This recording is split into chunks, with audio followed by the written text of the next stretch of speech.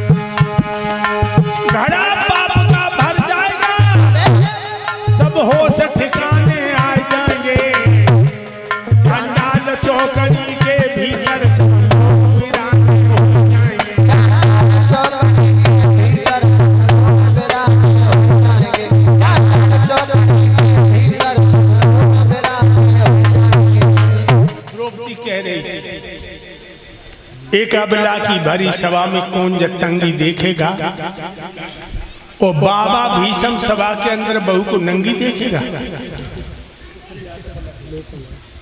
द्रोणाचार्य ब्राह्मण हो और धर्म को कलंकित कर रहे हो। अरे हमारे पति तो इस समय धर्म के बंधन में बंधे, लेकिन भक्तों कोई बोला ही नहीं, कोई नहीं बोला। तो द्रौपदी बोली, ये सारी सभा चुप बैठी, क्या तुम्हारा जमीर मर गया? ये सारी सभा चुप बैठी, ऐसा इंसाफ नहीं देखा, और आज तलक बिटिया को नंगी करता बाप नहीं देखा।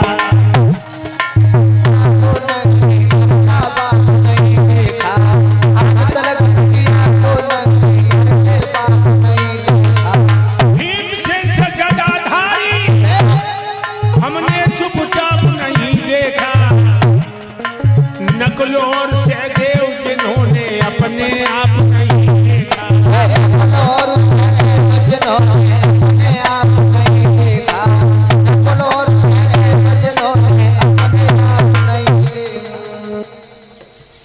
सारी सभा चुप बैठी, ऐसा इंसाफ नहीं देखा, और आज तलक बिटिया को नंगी करता बाप नहीं देखा। किसी बाप ने अपनी जवान बेटी अपने हाथों से नंगी नहीं की। ये पहला दृश्य। भीम तुम्हारी गदा में घुन लग गया, नकुल सहदेव हैं क्या? भक्तों कोई नहीं बोला, कर्ण खड़ा हो गया। कर्ण बोला, औरत बहुत भक्ति चली जा रही है, कोई तू सती सावित्री है, 5-5 को रह रही है, रंडी और बदमाश है तू। ये कर्ण बोल गया भक्तों। जो कर्ण ने ये सब कहा कि तू रंडी और बदमाश है, 5-5 को रहती है। द्रौपदी के आंसू निकल गए, वो बोली,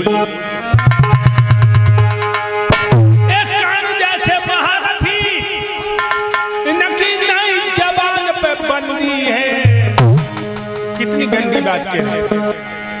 अरे अंधे का है एक सिर्फ का सभी सवाल, अंधे का है सिर्फ सभी सवाल है, अंधे का है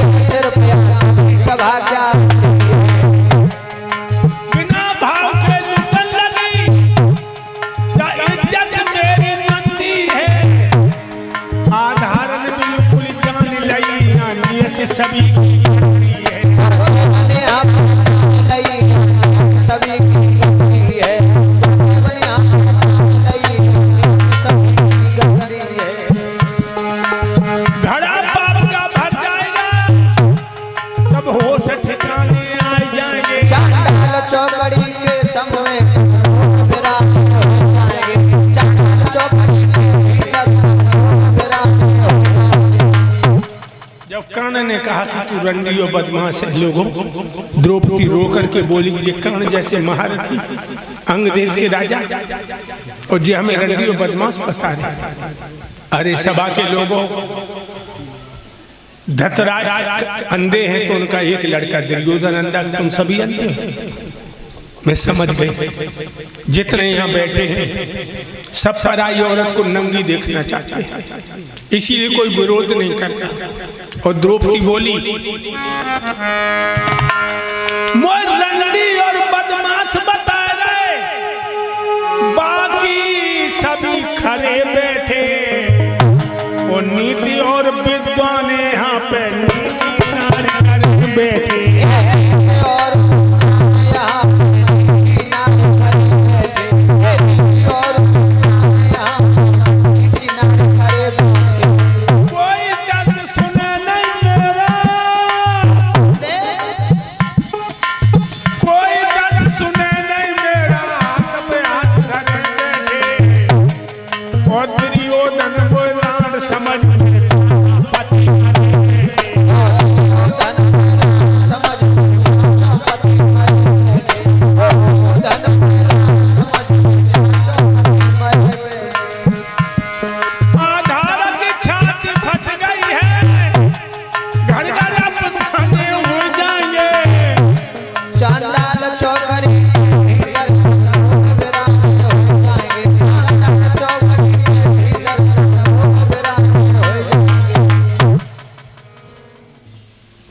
तेरी आत्मा नहीं पिघली, गिड़गिड़ाती रही वो।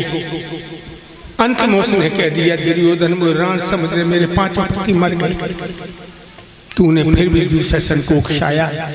द्वारका वाले ने उसकी इज्जत को बचाया। अब तू जिंदा क्यों है? तू मर जा ना। जो कहा कि मर जा, भक्त हिचकी आई और दुर्योधन का प्राणांत हो गया, मर गया।